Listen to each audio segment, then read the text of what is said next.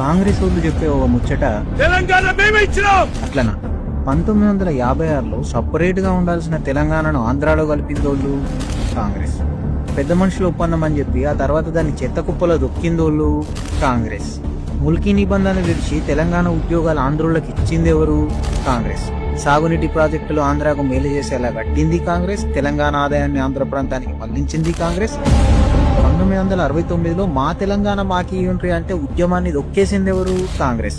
వందల మంది ఉద్యమకారులను తుపాకీ తూటాలతో చంపిందెవరు? కాంగ్రెస్. 6 పాయింట్ల ఫార్ములా అని, ప్రెసిడెన్షియల్ ఫార్ములా అంటూ ప్యాకేజీలు ఫార్ములాలతో తెలంగాణ ప్రజలను మభ్యపెడుతూనే వచ్చిందెవరు? కాంగ్రెస్.